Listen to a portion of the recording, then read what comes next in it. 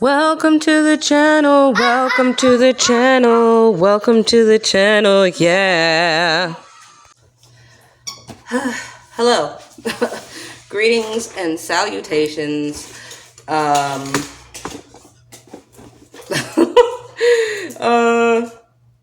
got 15 minutes.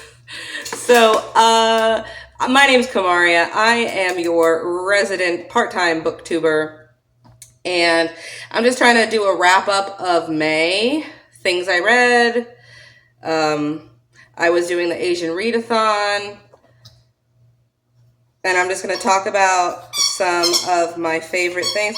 If you hear a squeaking in the background, for some reason, I got a puppy. Because apparently I am a glutton for punishment. But anyway, into the stats. So the stats this month, I read 17 books, 5,800. I can't even read my own handwriting. 5,357 pages. Out of those 17 books, 13 I read were by Asian American, Native Hawaiian, Pacific Islander people. And I thought I was going to break it down by genre. Jace, no. I'm going to break it down by genre. And I might do like one or two sentences for each, or it's going to take me forever. No. This is hers. No. Okay, so I am still, there's the puppy, the aforementioned puppy right there. Okay, so I was still pretty slumpy, and when I'm slumpy, I tend, dude, stop stealing her toys. You're gonna get locked up. Stop.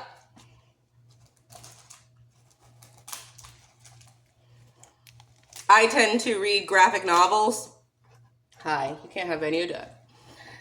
So I read a whole bunch of graphic novels. Some were fantasy, some were serious. One was like a nonfiction memoir. Yeah, so I read, I'll have stuff on the screen so you can see like the thumbnails and things, or the covers. I read If You'll Have Me. I read, which is just a cute little sapphic romance, which was cute, college romance. Then I read Hungry Ghost, which was more serious about eating disorders. The Best We Could Do, I read, and it was basically kind of a memoir, a woman talking to her parents about Vietnam and escaping Vietnam and how they came to America and what was that like and what their childhood was like. And it was all set like they grew up before, the Vietnam War, during, after, and then her parents immigrated to the U.S. and just kind of what that was like. Pixels of You, which was kind of weird. AI, two students, they were photographers. They had to do an art exhibition together. One was like a robot, like an AI robot, but like it was sentient. And then like they fall in love with each other. It was kind of weird, not my thing. I read Atana and the Firebird, which was just a cute little middle grade graphic novel. It was about like a mermaid and this mythical thing called a firebird, and they like go in space, and witches, and it's sapphic, it's coming of age. It's literally all ladies or non-binary people in this world. There are no men that I could see, but whatever. Then I read a manga called Eden of Wishes, which was just beautiful art. In this world, the witches are evil, but they're like the only people who can like grow plants. So it's like, it's a barren dystopian world because they burn witches at the stake, but witches are the only people that can grow things. Make it make sense. That's Chase. This is my my 6-year-old boy, and now I have a little baby now because I hate myself. Um, then the last one I read was Lunar New Year Love Story, which was a kind of another middle grade coming of age. Maybe not middle grade, like high, young adult, whatever. It was mid. I'm gonna save all my favorites for like the very end. So most of what I'm gonna talk about were kind of mid or like not. They were fine. I'm super slumpy, and it's taking a lot to kind of jazz me up or get me excited. So, next category, romance. I read Do Me a Favor. I have read one book by this author before, Role Playing, and really liked it, so I picked this up. It was fine. A woman grieving, her dead husband, finding love, moving to a small town, finding love, whatever. I read a kind of like fated mate, paranormal romance, The Shapeshifter Secretary. This is the third book in the series. It was just a very fluffy romance about a shapeshifter who falls in love with something. A human. But sometimes they fall in love with magicians or whatever. But in this world, the supernaturals outnumber the humans. So humans are like the minority and get treated like crap. But they fall in love, whatever. I read Marriage and Masti. It's the third book in like a Shakespeare retelling, but like make it in like Indian. It was lovely. I think the first one is Dating Dr. Dill. Read that and liked it. I think I skipped the middle one by accident, but whatever. I don't think I'm missing anything. That one, I was into it. It was like friends to lovers, which is always hard for me because there are two tropes that it's really hard for me to get into, and that's friends to lovers and enemies to lovers. Oh, and second chance romance. So those are the three that like have to be done right for me to really care or be into it, because I feel like enemies are never really enemies. It's just like I kind of don't like you and we're going to hate. We're going to, hate each other but still have like sexy time. Friends to lovers is always kind of weird because it's like if one of them is always like pining for the other one and just waiting for the other one to catch up, or sometimes they're both pining for each other but like there's a miscommunication or their timing is wrong, and it's just stupid because I don't like the idea that you can't have friends without that like one of them wanting to date you and then eventually you'll get together. Like, that's not how I like to operate. Like, some people could just be friends. And just be friends. And it's never like that. But whatever. I read another book called Remember Me Tomorrow, which was... Chase! No. Which was, like, half romance, half, like, mystery. There's, like, a multiverse. And it's set in a college. And this girl is, like, an investigative journalist. And she gets into her dorm and she realizes that like the person who was in her dorm before her mysteriously disappeared, and she's trying to like figure out what happened to him. But then somehow through this weird multi-universe magic, it's kind of magical realism because she kind of starts talking to him, but through like Messenger or something on her phone or computer. But talking to his past self. So she's talking to his past self, trying to like, hey, don't like do this thing so you're not like missing and dead. And they fall in love even. It's kind of like The Lake House, but make it Indian in college. The Lake House with Keanu Reeves and Sandra Bullock. Then I read another kind of smutty book. This was Omegaverse, and it's Alpha Dragon's Bear. I've read the whole series. They're kind of stupid, but when I'm in a slump, that's what I read. That or graphic novels, and don't come. Then I read one of my biggest disappointments for 2025. I had it on hold, and even though I was trying to read mostly Asian, this came in, and it's Can't Get Enough by Kennedy Ryan. The first two in this series is the Skyland series, so Before I Let Go and This Could Be Us or something. Immaculate. Chef's kiss. Perfect. I laughed. I cried. It was great. Great emotional romance. This one, Can't Get Enough. It was just, y'all, I have read billionaire romances that like aren't super cringy and like throw it in your face. Oh, hey, this guy is rich.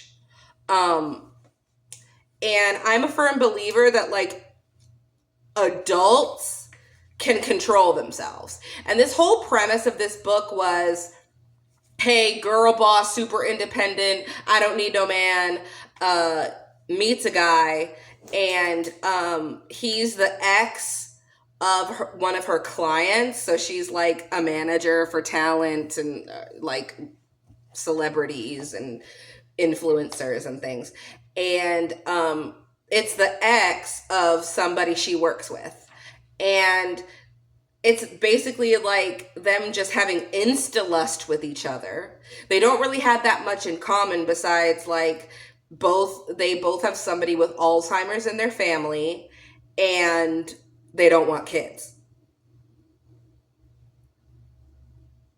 And the male main character was basically just like, I want her, so I'm gonna have her.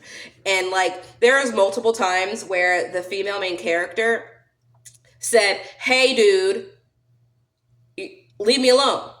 Even though there was mutual attraction, like she could admit that she liked him and was attracted to him, but hey, we are grown adults and this is gonna mess with my job.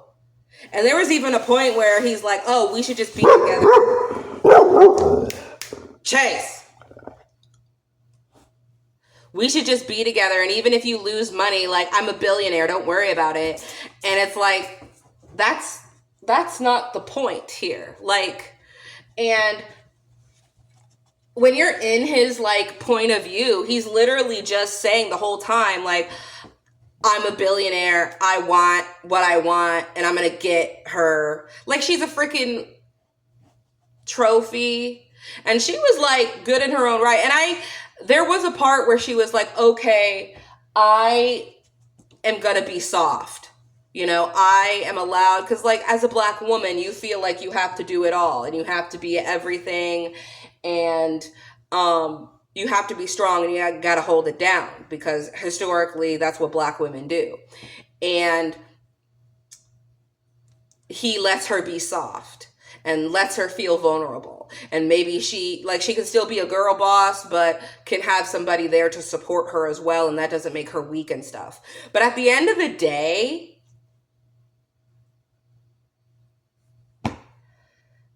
and then he kept like, oh, I have gold in my sheets. Like, he has sheets that have gold inside. Like, it was so stupid. And I was just so disappointed. And like, the whole setup was that she was a caretaker for her mom who had Alzheimer's. But like, half the time she wasn't even with her mom. Her aunt took care of her mom while she's just, you know, doing it in closets.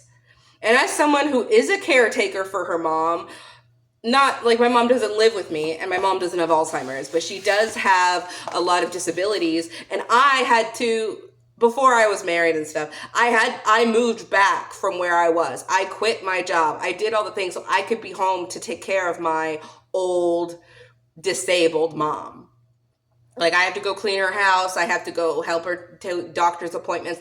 And like, there was a point in the book where like she was in the hospital with her mom and the doctor's asking her all these questions and she could not answer them. Like, I don't know her medications. I don't know her schedule. And it's like, they set up this book that she's going to be the caretaker for her mom, and she wasn't. And unless she was physically in the room with her mom, we didn't even know. She didn't even think about it. She didn't talk about it hardly, except for with the main male character. And I'm just like, why? What's the point? And usually Kennedy Ryan hits with the emotional stuff, but this was just insta-lust, a guy just wanting to like claim a woman, and I was so disappointed. So the last 4 books were my favorites of the month. Most of these were because of the Asian readathon, so I'm very happy about that I found some of my favorites based on a readathon. The first one is Single Player, and it's just a romance, but it's really nerdy. It's about 2 video game developers. One is like grumpy and thinks that romance shouldn't be in video games. The other one is like, yes, you can have a awesome video game with some romantic subplots. One of the main characters is non-binary, like mask presenting, and it was just lovely. The romance was great. The tension, the stuff we talked about of like, you know, how there's not a lot of women or non-binary, non-male people in the video game space. It was just great. It was super sapphic, super gay, super nerdy. It was great. Probably one of my favorite romances of the year so far. One of my other favorites was a YA called Darius the Great is Not Okay. And this is more like a coming of age.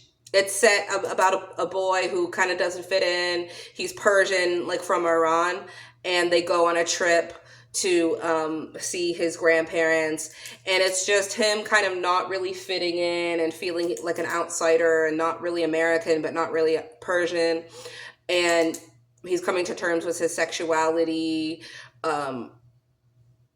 It's more like a slice of life type deal, but it was so well done. I love the writing, and usually I'm not like in coming of age stuff because I'm almost 40 and you know, I'm of age.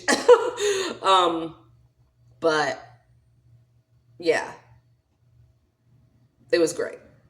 I'm going to read, and it has a sequel, and I'm going to read that because I really liked the first one. Another one that I loved was a YA fantasy called Dragon Fruit, and it's basically Moana with dragons. Like it, and this is like one of the first books I read by an actual Pacific Islander author, because I was trying to focus a lot of what I read from West Asia, Southeast Asia, South Asia, because I feel like a lot of times when we do Asian stuff, it's like always Japanese, Chinese, you know, Korean. So I read a lot of Indian. I have this one, Dragon Fruit, was Pacific Islander. I have one from Thailand, I think, Vietnamese, Taiwan. I tried to go kind of outside the box on that. But Dragon Fruit, they have like moving tattoos, and the tattoos can kind of come out to life. There's a bat like sidekick. There's sea dragons. It's a matriarchal society, and they're trying to trace these dragons because dragon eggs give you a wish.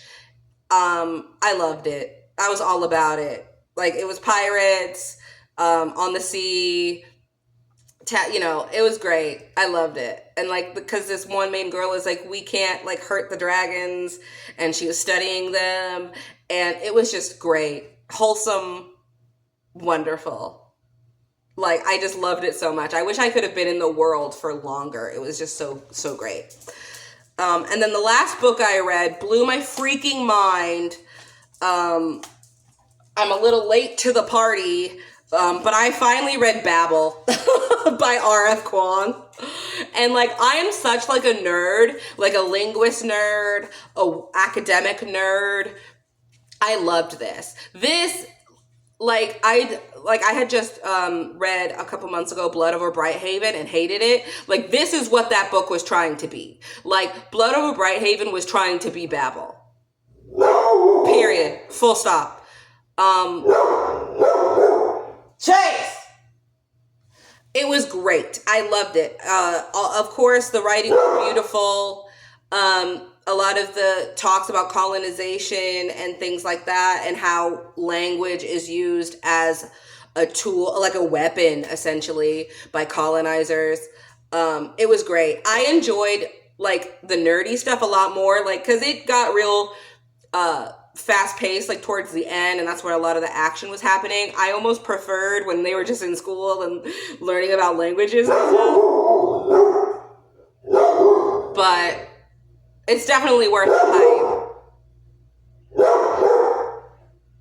But I have to go pick up my kid from school. That was kind of how my month went. Sorry for all the distractions, puppies, dogs, and everything. But that's all I have for you today, guys. Bye.